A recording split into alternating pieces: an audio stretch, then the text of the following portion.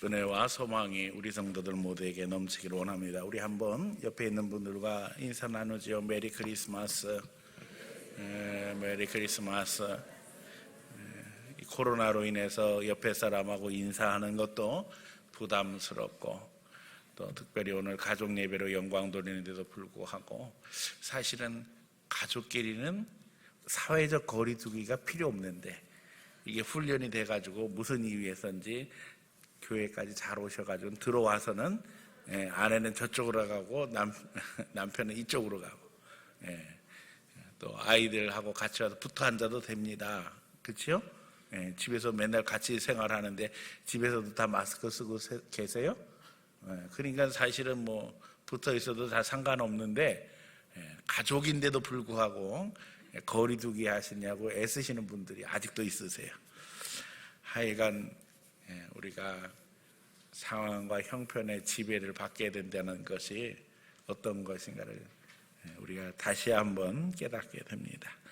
그럼에도 불구하고 성탄의 기쁨과 감격이 우리 성도들 모두에게 함께하기를 원하며, 온누리의 아기 예수님의 평안과 소망이 함께하기를 축복합니다. 우리가 잘 아는 것처럼 원래 이 성탄절은 태양신을 섬기는 절기였어요. 그래서 태양이 길어지기 시작하는 때, 태양이 가장 짧을 때가 언제죠? 동지입니다. 그렇죠? 동지가 며칠 전이었죠? 동지가 지나고 나서 태양이 길어지기 시작하는 때를 태양신 절기로 로마에서 지켰어요. 근데 복음이 들어가면서 이제 태양신은 쫓겨나게 되어지고 우리 신앙이 승리하게 되었고, 태양보다 더 위대하신 예수님을 섬기는 절기로 바뀌어지면서 예수님이 이 땅에 오신 것을 기뻐하고 아기 예수님을 찬양하는 절기가 되었습니다.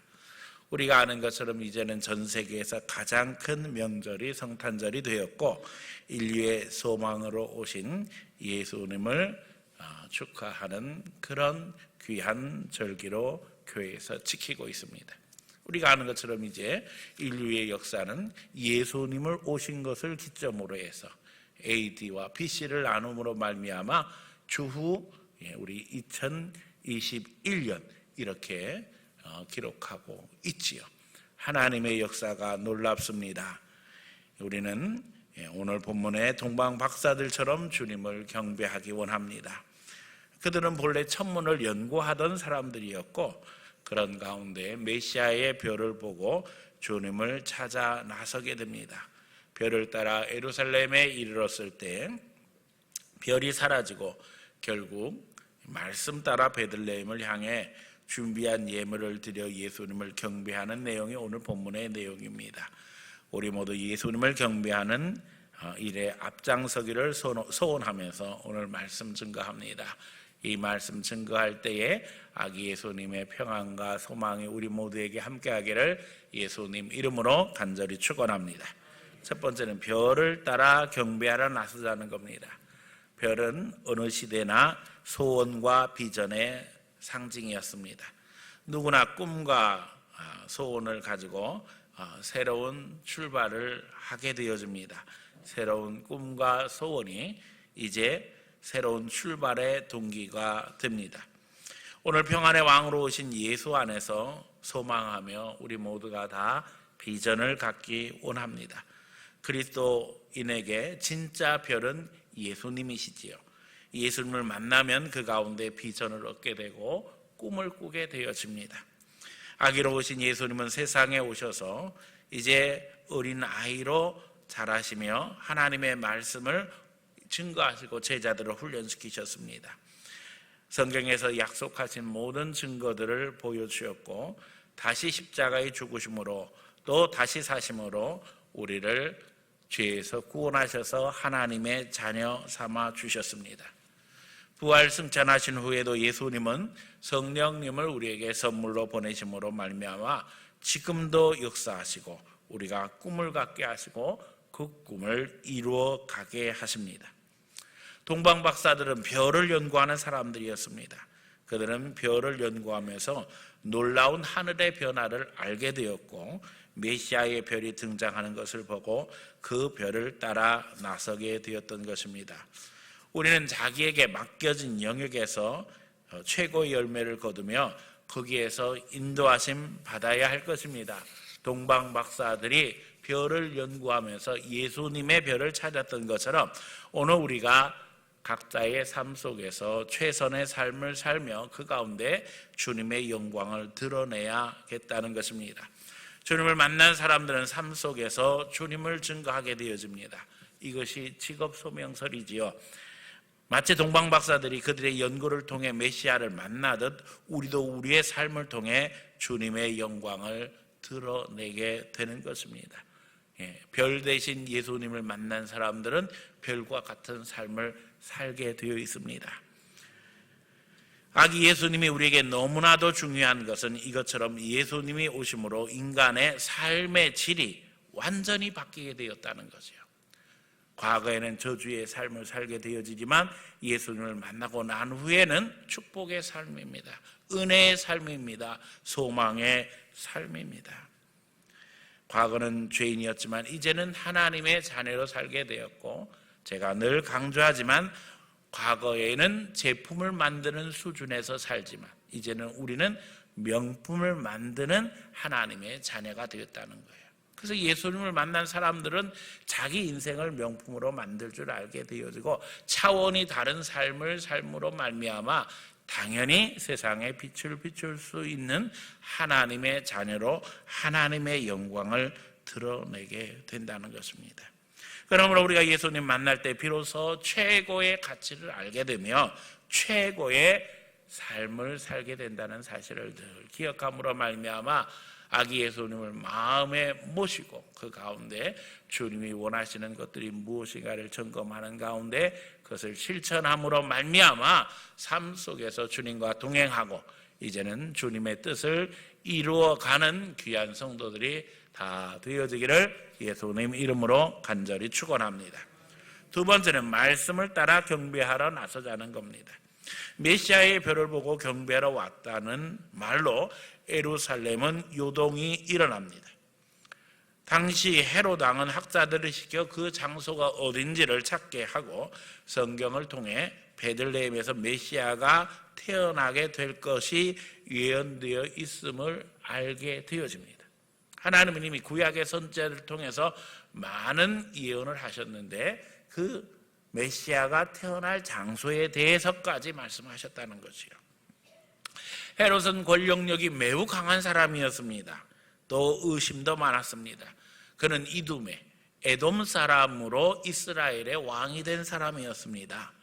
로마 제국이 세계를 지배하면서 유대인을 경계하기 위해서 유대인이 아닌 에돔 족속으로 이 유대인의 왕을 삼아서 유대를 지배하게 했습니다. 그래서 헤롯은 늘 항상 자기 권력에 대해서 불안함을 느끼고 있었어요. 정통성도 없었고 영향력도 원하는 것만큼 크지 않았습니다. 그래서 그는 하스모니안 왕가의 마지막 공주였던 미리암과 결혼을 하고 또 거기에서 자식까지 두게 되었는데 결국에는 그의 의심으로 자식과 사랑하는 아내까지 다 죽인 그야말로 극악한 왕으로 역사 속에서 기록되어 있습니다. 그런데 그렇게 권력에 집착하고 있는 헤롯에게 유대인의 왕 메시아가 태어났다고 하니까 얼마나 경악스럽겠습니까? 그는 당황했고 당장 어딘지 알아내라고 이제 율법학자들을 재촉했습니다. 학자들은 말씀 속에서 베들레헴에서 메시아가 태어날 것이 예언되어 있음을 말하게 되고 동방 박사들은 베들레헴을 향하게 되어집니다. 놀라운 것은 베들레헴으로 가는 중에 별이 다시 나타나고 이제 아기가 있는 집 위에 머물게 되었다는 것입니다. 여기서 말씀은 신학적으로 특별 계시를 말하고 별은 일반 계시를 말합니다. 다시 말하면 일반 계시는 불신자들에게도 주시는 하나님의 뜻이고 일반 은총, 일반 사람들에게도 주시는 하나님의 은총의 영역의 범주에 들어 있습니다. 일반 계시를 통해서 불신자들도 하나님의 은혜를 누리고 살아가지요. 그러나 일반 계시의 한계는 분명합니다. 예루살렘까지는 갈 수 있지만 베들레헴까지 이룰 수 없었다는 것입니다. 그러기에 믿는 자들은 특별 계시 말씀 안에서 이제 세상의 한계를 극복하며 하나님의 인도하심을 받음으로 더 확실하고 분명한 목적을 갖게 되어지고 그것을 통해서 하나님의 영광을 드러내게 된다는 것입니다. 우리가 별을 따라서 가는 것의 한계는 분명합니다. 말씀 따라 갈 때에 예수님을 만나게 되어지고 그 가운데서 주님을 온전히 경배할 수 있다는 것입니다. 세 번째는 감동 따라 경배하러 나서자는 것입니다. 그들이 예수님을 만났을 때에 실망했을 것이 분명합니다. 왜냐하면 그들은 처음 예루살렘을 향했었지요. 예루살렘은 왕이 있는 도시고 그래서 모름지기 유대인의 왕이 태어났다고 하니까는 왕궁에서 예수님을 만날 것을 기대했을지 모릅니다. 그러나 정작 베들레헴에 이르렀을 때 예수님이 태어난 곳은 마구간이었어요. 사람이 사는 집도 아니고 말이 사는 마구간에서 예수님을 만나게 되어집니다. 아마 동방 박사들은 모두 다 하나님의 계획이 궁금했을 것입니다. 그렇잖아요.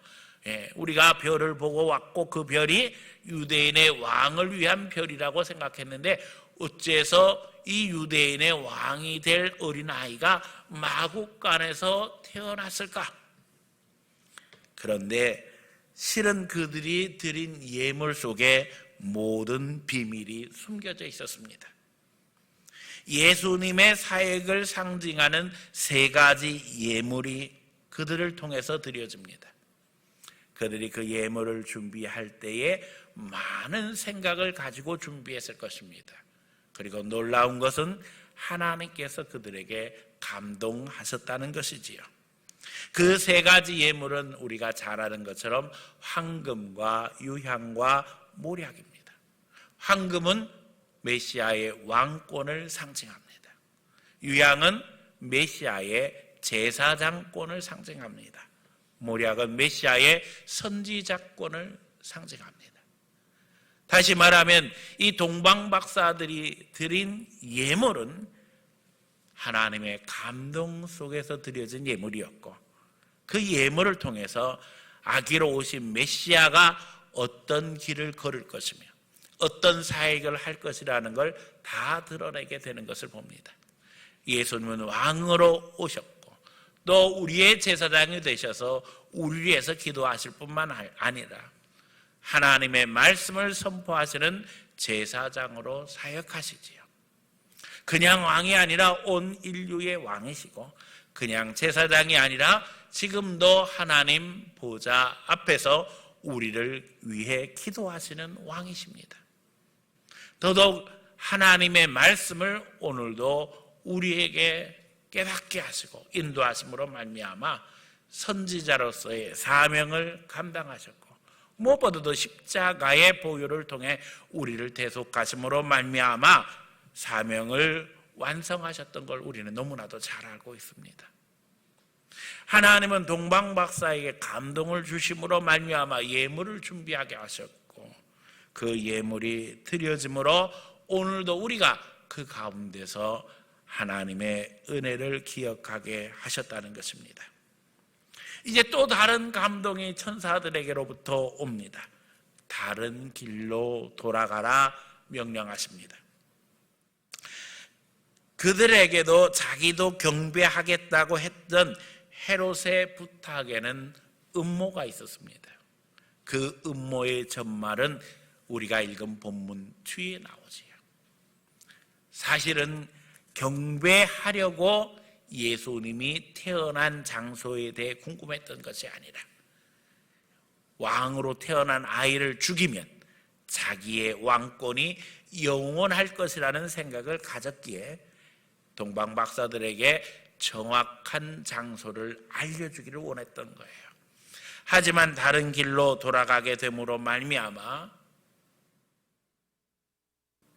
베들레헴 일대의 어린 아이들에게 위기가 오게 되어지고, 또 천사는 예수님을 애굽으로 인도함으로 피난길에 나서게 되는 것을 보게 되어집니다. 헤롯이 요구했던 대로 동방 박사가 예루살렘으로 돌아갔더라면 어떤 일이 벌어졌을까 우리는 생각해 보게 되어집니다. 모름지기 예수님을 죽이는 일에 앞장서야 됐을 것입니다. 그리고 권력욕이 강하고 의심이 많았던 헤롯은 동방 박사들의 안전도 보장하지 않았겠지요. 자기의 악행을 낱낱이 아는 이들을 살려두었겠느냐는 말입니다. 헌신하는데도 감동이 있어야 합니다. 인생의 길을 가는데도 감동이 있어야 합니다. 그렇지 않으면 헛된 수고만 있을 것입니다. 오늘 하나님은 아끼러우신 예수 그리스도를 통해서 우리에게 감동을 주시기를 원합니다. 낮은 마국간에 오신 예수님을 통해서 우리에게 감동을 주시기 원하십니다. 그리고 우리의 사정과 형편을 생각하면서 성령이 주시는 감동을 따라 순종하기를 원하고 계십니다. 이 상탄절 다시 한번 아기 예수를 경배하되 별을 따라 말씀 따라 감동 따라 예수님을 경배하는 성도들 되시기를 축원합니다. 올해는 코로나로 인해서 많은 도전이 있었습니다. 그래서 신앙생활에도 많은 제약이 있었습니다. 하지만 우리 교회에는 우리가 잘 아는 것처럼 하나님의 특별한 보호하심이 있었습니다. 쉼 없이 예배하고 코로나 중에도 우리 전도대원들은 나가서 전도를 했습니다. 지금까지 교회 출석자 중에 한 명도 감염자가 없었습니다. 물론 앞으로도 그렇기를 기도하고 있습니다. 하지만 우리가 우리 눈으로 보는 것처럼 우리 주위의 상황과 형편은 우리에게 두려움을 주고 있습니다. 우리의 마음이 굳건해져야 할 줄로 믿습니다. 하나님이 중심을 지금도 보시는 줄 압니다. 하나님께 중심을 두는 성도들 되시기를 축원합니다. 감염되어도 이길 수 있다는 자신감이 필요합니다. 더 나아가 믿는 이들은 우리가 어떤 병으로 인해서 사망에 이를지라도 천국 가는 하나님의 백성이라는 믿음이 절대적으로 필요한 진리를 잊어버려서는 안 될 것입니다. 코로나 사태의 정부의 대책은 우리가 아는 것처럼 마치 사람이 영생할 것처럼 행동했습니다. 방역 잘하면 될 것 같고 백신 맞으면 될 것 같고, 그러나 한계는 너무나도 분명합니다. 실은 우리에게 충격적인 것은 코로나로 인해서 죽은 사람들보다 오히려 우울하고 슬퍼하고 낙심하고 괴로워해서 죽은 사람들이 더 많았던 것이고, 더더욱 우리가 아는 것처럼 코로나의 위협보다는 그것으로 인해서 위축되어진 사람들의 마음이 우리의 삶을 더 어렵게 만들었다는 것입니다. 오늘 하나님 앞에 믿음으로 나아갈 때에 우리는 많은 위기와 도전을 이기며 살아갈 수 있습니다. 하나님의 분명한 뜻이 이 코로나 중에도 있습니다. 오늘 본문 보면 예수님은 예루살렘이 아닌 베들레헴을 택하셨습니다. 우리가 연약하고 힘들 때에 오늘도 하나님은 우리를 돌보십니다.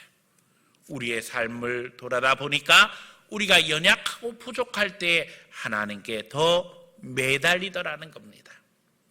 이 코로나로 통해서 하나님은 우리가 신앙으로 돌이키기를 원하시고, 하나님 없이는 아무것도 될 수 없다는 사실을 다시 한번 기억함으로 말미암아 세상의 창조주가 하나님이시며 구원자가 예수님이심을 이 시대에도 분명하게 드러내기를 원하신다는 것입니다.